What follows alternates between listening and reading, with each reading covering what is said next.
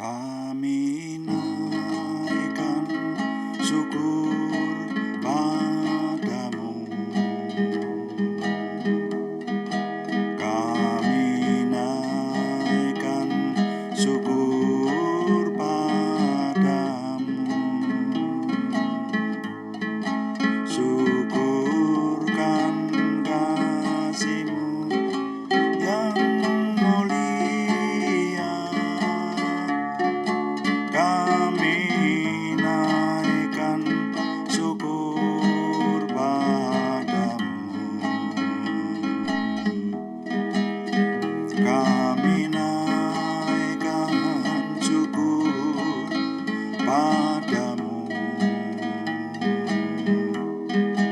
Kami naikkan syukur padamu. Syukurkan kasih-Mu yang mulia. Kami naikkan syukur padamu.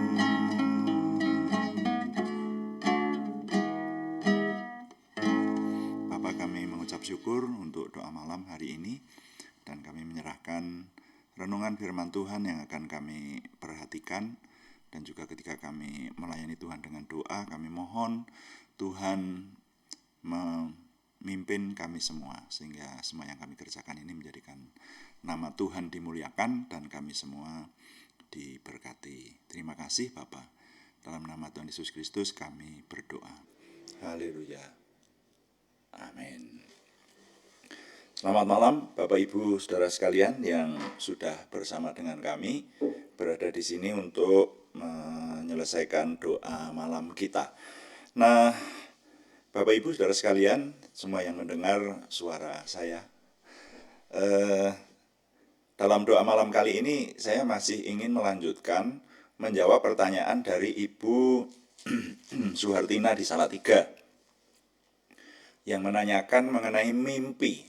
Nah, kita sudah merenungkan dalam beberapa doa malam yang lalu, mungkin sampai hari ini yang keempat atau kelima itu ya.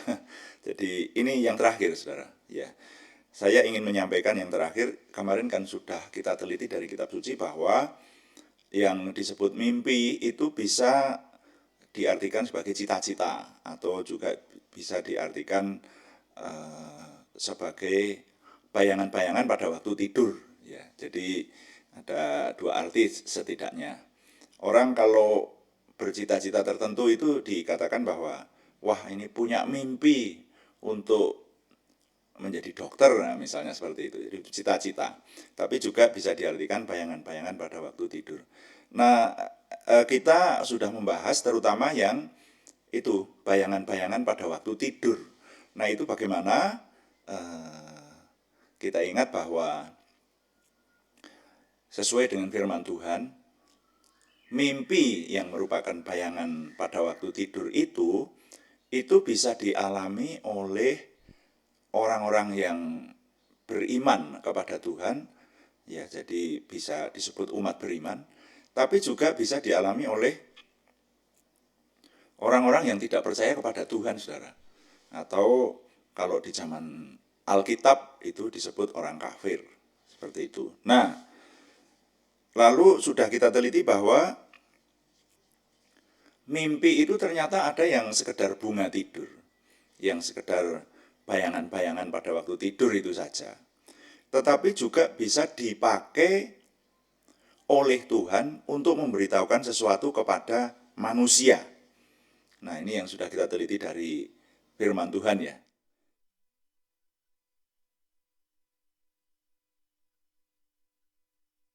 Bapak Ibu Saudara sekalian, firman Tuhan menunjukkan kepada kita bahwa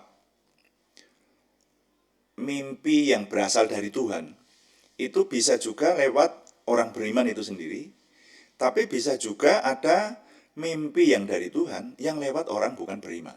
Itu saudara, ya, bukan orang yang percaya kepada Tuhan itu. Jadi mimpi itu bisa juga diberikan kepada semua manusia.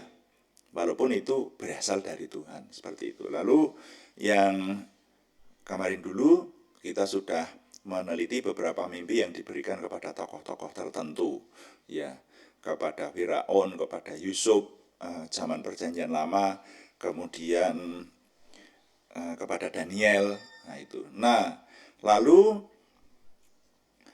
kita juga sudah meneliti bahwa ada orang-orang yang diberi kuasa oleh Tuhan untuk mengartikan mimpi. Tapi kalau itu benar-benar orang istimewa. Jadi kalau Tuhan tidak memberi kemampuan atau kuasa untuk mengartikan mimpi, orang tidak bisa mengartikan mimpi. Seperti itu. Nah, sekarang judul renungan hari ini yang terakhir. Judulnya adalah menanggapi mimpi-mimpi. Menanggapi mimpi-mimpi. Nah, ini yang saya maksudkan adalah kita akan meneliti di dalam Perjanjian Baru, mimpi-mimpi di dalam Perjanjian Baru, sampai kepada zaman kita sekarang. Jadi zaman kita sekarang ini sering juga disebut termasuk dalam zaman Perjanjian Baru. Nah, saudara, saya melihat di Perjanjian Baru setelah Tuhan Yesus lahir, itu ada orang-orang yang mendapatkan mimpi. Siapa itu? Yang pertama saya catat istri Pilatus. Itu bermimpi, itu dinyatakan di Matius pasal 27 ayat 19. Ketika Yesus ditangkap, kemarin dulu sudah saya singgung sedikit ya. Lalu Pilatus mengadili Tuhan Yesus ketika mau disalib itu. Tapi istrinya Pilatus itu mengutus seorang utusan untuk menyampaikan kepada Pilatus. Waktu Pilatus sedang mengadakan pengadilan itu. Pesannya adalah, jangan mengganggu orang benar ini. Karena aku tadi malam bermimpi, dan mimpiku itu berkaitan dengan orang ini, dan sangat mengganggu. Dikatakan begitu. Nanti saudara baca sendiri di Matius pasal 27 ayat 19. Nah, kemudian orang kedua yang diberi mimpi adalah orang-orang Majus, yang dikatakan para ahli, para cerdik pandai atau para pejabat ya, dari timur, hanya disebutkan seperti itu, dari timur tanah Kanaan tentu saja ini. Nah, itu dinyatakan di Matius pasal 2 ayat 12. Di sana dinyatakan bahwa orang-orang Majus itu mencari bayi Yesus lalu sampai ke hadapan Herodes. Kemudian Herodes mencari tahu sebetulnya ada bayi yang mau jadi raja itu di mana. Ternyata di Bethlehem. Kemudian Herodes menyuruh orang-orang Majus itu, coba cari di Bethlehem, nanti kalau sudah ketemu tolong kembali ke sini supaya aku dapat ikut sujud kepadanya. Nah, ternyata hatinya Herodes itu kan sebetulnya kalau ada raja baru yang muncul namanya kan berarti saingan, itu mau dibunuh sama Herodes. Nah, para Majus itu ketika sudah bertemu dengan bayi Yesus beserta dengan Yusuf dan Maria ayah ibunya, lalu ternyata diberi mimpi supaya jangan kembali ke Herodes, langsung kembali pulang aja. Itu. Jadi ini mimpi di Perjanjian Baru yang saya dapati. Berikutnya tokoh yang ketiga yaitu Yusuf, suami Maria. Waktu itu masih calon suami ya, tunangan. Jadi Yusuf itu mau memutuskan tunangannya Maria dengan diam-diam ketika diketahui bahwa Maria mengandung gitu. Jadi dia tidak bisa terima itu, mau diputuskan dengan diam-diam. Lalu Tuhan memberitahu Yusuf melalui mimpi supaya dia dapat menerima Maria itu. Lalu ini di Matius pasal 1 ayat 20. Lalu berikutnya di Matius pasal 2 ayat 13, Tuhan memberi mimpi lagi kepada Yusuf nih beberapa kali ini. Supaya Yusuf membawa bayi Yesus mengungsi ke Mesir karena bayi-bayi di kota Bethlehem terancam pembunuhan. Nah, ini lalu akhirnya Yusuf pergi ke Mesir. Nah, nanti akhirnya di Matius pasal 2 ayat 19 sampai 20, yang itu tadi di Matius 2 ayat 13 ya, yang mimpi supaya membawa bayi Yesus ke Mesir. Nah, lalu di Mesir dinyatakan di Matius 2 ayat 19 itu bahwa Tuhan memberi mimpi lagi kepada Yusuf supaya bayi Yesus dibawa pulang ke tanah Kanaan. Nah, Itu, jadi di Perjanjian Baru ada beberapa pribadi yang diberi mimpi, ya, yang dikisahkan oleh Injil, oleh sejarah suci. Nah, sekarang mari kita meneliti mimpi-mimpi dalam Perjanjian Baru ini sebetulnya penjelasannya bagaimana. Bagaimana kita yang hidup pada zaman sekarang, apakah masih seperti pada zaman Yusuf yang akhirnya menjadi raja di Mesir itu. Saya menangkap di satu bagian Alkitab, yaitu di Kisah Para Rasul pasal 2 ayat 17. Itu dinyatakan memang orang itu bisa diberi mimpi. Coba kita baca Kisah Para Rasul pasal 2 ayat 17. Firman Tuhan berkata begini, akan terjadi pada hari-hari terakhir, demikianlah firman Allah, bahwa aku akan mencurahkan rohku ke atas semua manusia. Maka anak-anakmu laki-laki dan perempuan akan bernubuat, dan teruna-terunamu akan mendapat penglihatan, dan orang-orangmu yang tua akan mendapat mimpi. Nah ini ya. Kalau diselesaikan ke bawah masih firman Tuhan berkata, juga ke atas hamba-hambaku laki-laki dan perempuan akan kucurahkan rohku pada hari-hari itu, dan mereka akan bernubuat. Dan aku akan mengadakan mujizat-mujizat di atas, di langit, dan tanda-tanda di bawah di bumi, darah dan api dan gumbalan-gumbalan asap. Matahari akan berubah menjadi gelap gulita dan bulan menjadi darah sebelum datangnya hari Tuhan, hari yang besar dan mulia itu. Dan barang siapa yang berseru kepada nama Tuhan akan diselamatkan. Nah, saya ingin mengajak terutama memperhatikan ayat yang ke-17 tadi, bahwa nanti di zaman akhir itu artinya sekarang, zaman Perjanjian Baru, sampai hari ini. Itu Tuhan berkata bahwa aku akan mencurahkan rohku, Roh Kudus itu ya. Saya rasa ini kita semua sudah sangat memahaminya. Nah, hanya di sana ditambahkan bahwa teruna-terunamu atau anak-anakmu laki-laki dan perempuan akan bernubuat, teruna-terunamu akan mendapat penglihatan-penglihatan, dan orang-orangmu yang tua akan mendapat mimpi. Dengan demikian, saya bisa menyimpulkan bahwa di Perjanjian Baru ini Tuhan masih berbicara melalui mimpi. Karena ayat ini berkata begitu, nanti akan ada mimpi yang diterima oleh orang-orang tua itu dari Tuhan. Seperti itu. Nah, sekarang di Perjanjian Baru sepertinya penjelasan soal mimpi itu hanya sampai di situ saya amati. Jadi untuk Ibu Nina yang memiliki pertanyaan ini, kemarin kan pertanyaannya mimpi mati gitu. Nah, sehingga jadi pikiran sampai sekarang. Nah, yang seperti ini mari kita sikapi, Bu Nina. Jadi dan siapapun yang mendengar penjelasan saya ini, mimpi itu memang bisa berasal dari Tuhan, tapi ada yang enggak. Nah, oleh karena itu mari dicari apakah ini dari Tuhan atau enggak. Itu saya pun tidak bisa menyampaikan. Orang lain tidak bisa menyampaikan bahwa mimpi itu hanya bunganya tidur, ya, hanya bayangan-bayangan pada waktu tidur saja, ataukah ada hubungannya dengan kehendak Tuhan yang diberitahukan kepada kita. Nah, saudara, di Perjanjian Baru tidak saya jumpai ada tokoh-tokoh yang bisa mengartikan mimpi, ya. Kecuali kalau di luar Alkitab mungkin ada ya, saudara yang menjumpai, mungkin ada orang yang dianggap pandai kemudian mengartikan mimpi lalu terjadi persis seperti yang diartikan itu, silahkan. Tapi kalau saya belum pernah ketemu orang yang seperti itu. Dan Alkitab tidak membicarakan ahli seperti Yusuf maupun seperti Daniel yang kemarin dulu itu ya. Daniel sampai dia disembah oleh raja. Coba ini, disembah oleh raja. Karena apa? Itu tokoh istimewa yang dikasih Tuhan, yang kemudian dapat mengartikan mimpi-mimpi dari manusia yang lain. Itu. Nah, demikian Bu Nina. Jadi saya hanya ingin menyampaikan beberapa kesimpulan saja. Penyelidikan kita tentang mimpi kalau ditinjau dari firman Tuhan, maka kita mendapati satu, ini kesimpulan-kesimpulan ini. Mimpi itu banyak yang hanya bunga tidur, hanya bayangan-bayangan pada waktu malam.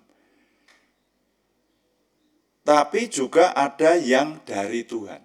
Itu kesimpulan saya nomor satu. Jadi mimpi ada yang hanya bunga tidur, tapi ada yang dari Tuhan. Lalu yang kedua, yang dapat mengartikan mimpi hanya orang-orang yang diberi karunia atau kuasa oleh Tuhan untuk hal itu. Jadi yang bisa mengartikan mimpi itu hanya orang-orang yang Tuhan berkenan memberikan kuasa kepada orang itu untuk mengartikan mimpi. Lalu yang ketiga, mimpi dalam perjanjian baru lebih banyak ditujukan kepada yang bersangkutan. Sesuai penelitian kita tadi, maka Tuhan berbicara itu kepada siapa tadi? Kepada 3 orang yang mimpi itu. Kepada Yusuf, calon suami Maria, kepada orang-orang Majus itu, dan juga kepada istri Pilatus itu sendiri. Itu saudara ya. Ini yang saya catat. Nah, hanya rasanya kalau mimpi itu bisa memimpikan orang lain, yaitu terserah Tuhan. Itu otoritas ada di tangan Tuhan ya, seperti itu. Lalu yang keempat, kesimpulan saya yang keempat, jangan menjadi galau oleh mimpi. Jangan seperti Nebukadnezar gitu ya. Jangan menjadi galau oleh mimpi. Yang harus dilakukan adalah lebih mendekat kepada Tuhan. Penjelasannya begini nih, yang nomor 4 ini. Kepada Bu Nina mimpi mati, bahkan dikubur. Dia tahu kalau dikubur, sampai sedih, wah kok sudah mati, seperti itu. Tapi ketika terbangun juga masih merasa sedih dan mungkin jadi pikiran sampai hari ini. Nah, saya mengusulkan jangan jadi pikiran. Karena di perjanjian baru ini kalau Bu Nina tanya, ini artinya apa? Saya tidak mau menjawab. Kalau mengira-ira mungkin bisa, tapi kalau yang namanya mengira-ira itu bisa banyak melesetnya. Dan itu tidak baik. Jadi artinya saya menyerahkan kepada Bu Nina apakah mimpi itu ada hubungannya dengan mungkin rencana-rencana yang Ibu buat, mungkin proyek-proyek yang sedang Ibu tangani, atau apapun gitu, lalu hubungannya apa ke sana itu. Nah, itu yang harus mencari yang bersangkutan, yang mimpi itu sendiri. Itu saudara ya. Dan kalau menjadi ketakutan karena wah mimpi kok mati, jangan-jangan ini mau mati sungguhan atau gimana. Nah, ini yang harus kita lakukan adalah mendekat Tuhan saja. Ya, saya memberikan contoh kalau memang Bu Nina memiliki pergumulan semacam ini. Soal mati dan hidup itu urusan Tuhan, saudara. Jadi bukan urusan kita. Nah, kalau Tuhan mungkin melalui mimpi ini memberitahukan akan terjadi sesuatu kepada kita, sekarang waktunya mendekatlah kepada Tuhan, kalau perlu doa puasa. Gitu. Dan minta kepada Tuhan, sebetulnya mimpi ini mimpi yang hanya bunga tidur yang harus dilupakan, atau memang mimpi ini diberikan Tuhan kepada Bu Nina untuk Bu Nina melakukan sesuatu atau mempersiapkan sesuatu. Seperti itu ya. Jadi saya tahu penanya ini memang mengharapkan ini terus mimpiku itu artinya apa. Tapi saya mohon maaf sekali, saya tidak berani mengartikan mimpi karena saya tidak yakin. Kalau mengira-ira dengan ilmu yang terjadi di sekeliling kita ini, bahwa mimpi itu menurut jam-jam tertentu itu nanti terjadi atau tidak gitu.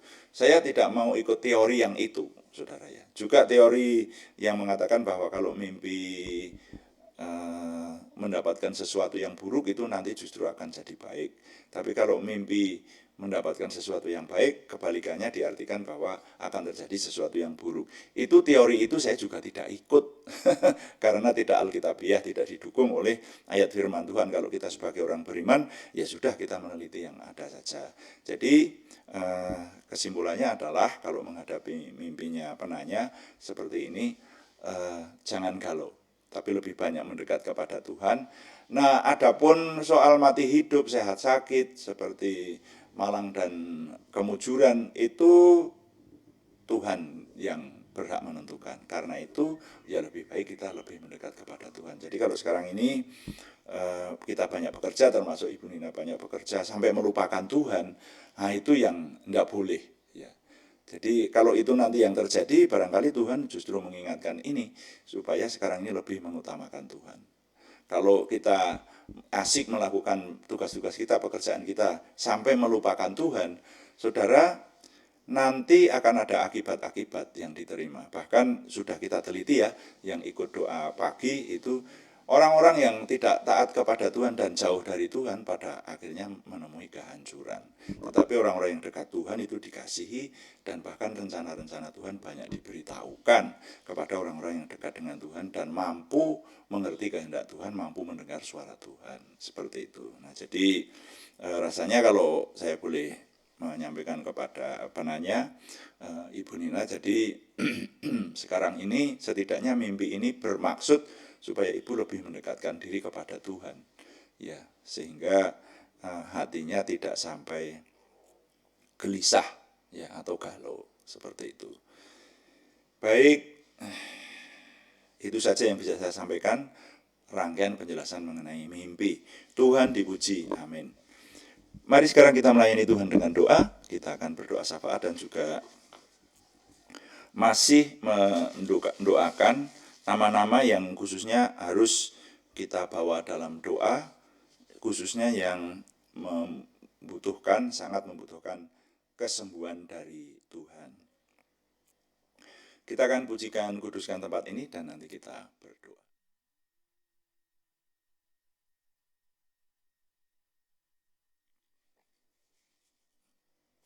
Kuduskan tempat ini dan juga kuduskan hati kami, supaya kami dapat berdoa dan menyembah. Puji Tuhan.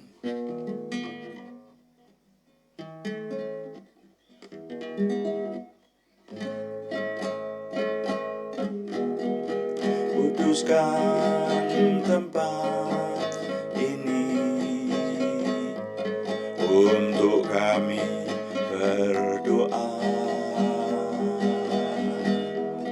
Kuduskan hati ini untuk kami menyembah.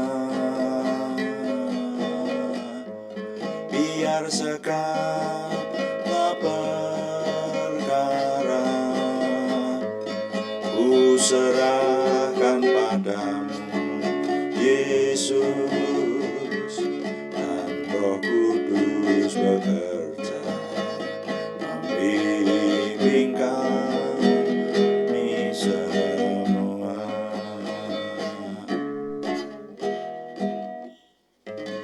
Bapa, kami mengucap syukur untuk renungan malam hari ini.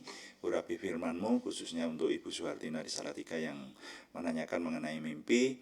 Kami sudah meneliti seberapa kami bisa tentang mimpi ditinjau dari firman Tuhan. Dan kami tahu sampai dengan hari ini sangat jarang atau bahkan belum pernah hamba-Mu jumpai seseorang yang dapat mengartikan mimpi dengan tepat. Dan di Perjanjian Baru justru Tuhan memberitahukan bahwa mimpi itu banyak ditujukan kepada yang memiliki mimpi. Dan yang memiliki mimpi itu yang tahu akan hubungannya dengan rencana-rencana maupun program-program yang akan dia lakukan. Kondisi di sekitarnya, karena itu berikan kepada Ibu Suhartina kemampuan untuk semakin mendekat Tuhan, sehingga dapat memahami ketika Tuhan berbicara, termasuk mimpi-mimpi yang sudah dialami. Terima kasih Bapak, kami mengucap syukur. Kami mohon Tuhan lebih lagi memberikan kesadaran kepada kami, memberikan hal-hal yang baik kepada kami, sehingga kami semakin mengasihi Tuhan, semakin merasakan kehadiran Tuhan, semakin merasakan keberadaan Tuhan, bahwa Engkau ada dan memberkati kami. Sekarang kami berdoa untuk nama-nama yang dalam minggu ini masih harus kami doakan untuk memperoleh kesembuhan dari Tuhan. Kami mohon, kami berseru dalam nama Tuhan Yesus Kristus, Yeshua HaMasyiah itu, Tuhan memberikan pertolongan, kesembuhan, dan juga pertumbuhan jasmaniah maupun kejiwaan yang semakin baik, semakin normal kepada saudara kami Aryadi Wirawan, saudara kami Arni Setiawati, saudara kami Budi Suswanti, saudara kami Yohanes Sutarman, semuanya di Purwodadi, saudara kami anak Alegio Vanuwibowo yang ada di Salatiga, sekarang masih di Malaysia. Juga mohon Tuhan ingat kepada saudara kami Siti Rondia, saudara kami Cahyani Bagiowati, semuanya di Semarang, saudara kami Kristiningsih Joko Widodo di Yogyakarta. Kami mohon Tuhan menjamahkan tangan Tuhan, memberikan kesempurnaan, kesembuhan yang diinginkan oleh saudara kami yang namanya kami panjatkan ini tadi, maupun keluarga yang mendampingi, sehingga semuanya dalam damai sejahtera Tuhan. Terima kasih. Kami juga berdoa untuk pergumulan yang lain, yaitu pergumulan dari saudara kami Sri Purwati di Penawangan, pergumulan selain kesembuhan dari saudara kami Yohana Asri Sabtor ini di Kediri. Tuhan, kami mohon Tuhan yang menjawab doa-doa kami ini, bagi yang bersangkutan mengucapkannya di hadapan Tuhan, di hadapan-Mu hari ini. Tuhan, karena itu kami mohon Tuhan yang menolong, Tuhan berikan jalan keluar, jawaban doa, terobosan baru, sehingga pertolongan Tuhan nyata atas kami. Terima kasih untuk persekutuan doa malam hari ini. Kami dapat menyelesaikannya, dan sekarang kami menyerahkan semua yang kami kerjakan baik onsite maupun online dalam pelayanan kami. Mohon Tuhan yang memberkati sehingga semakin sempurna menuju kepada kesempurnaan Tuhan sendiri. Kami mengucap syukur tiap hari Tuhan memberi kekuatan kepada kami melalui firman-Mu, memberikan ledakan-ledakan rohani yang membangun, sehingga kami semakin memiliki pengenalan akan Tuhan, semakin memiliki percaya diri bersama dengan Tuhan, semakin memiliki antusiasme, optimisme, semangat, dan bergairah menyambut masa depan untuk menang bersama dengan Tuhan. Terima kasih Bapa, kami mohon Tuhan yang menyempurnakan doa kami oleh pertolongan dan pimpinan Roh Kudus. Semuanya kami persembahkan dengan mantap percaya dalam nama Tuhan Yesus Kristus Juru Selamat kami. Haleluya. Amin. Demikian doa malam hari ini, dan Bapak Ibu Saudara, saya masih tetap mengharapkan saudara bisa mendukung pelayanan ini bersama-sama dengan kita di sini. Kita menyatukan hati, itu artinya kita melayani Tuhan. Jadi yang selama ini kita lakukan dalam doa pagi jam 5 maupun doa malam jam 6 atau jam 18 malam waktu Indonesia bagian Barat, silahkan tetap kami mengajak saudara ikut memasukinya di sini, ikut masuk di mekanisme chatting itu ya, memperlihatkan diri gitu supaya menambah semangat kami, dan juga mendukung dengan dukungan-dukungan yang digerakkan oleh Tuhan kepada saudara. Ya, setidaknya dukungan doa, dukungan dengan memberikan subscribe, yang belum memberikan subscribe, like, komen, dan share, bagikan kepada teman-teman lain, sehingga lebih banyak lagi yang diberkati bersama dengan kita. Selamat malam, Tuhan memberkati. Amin.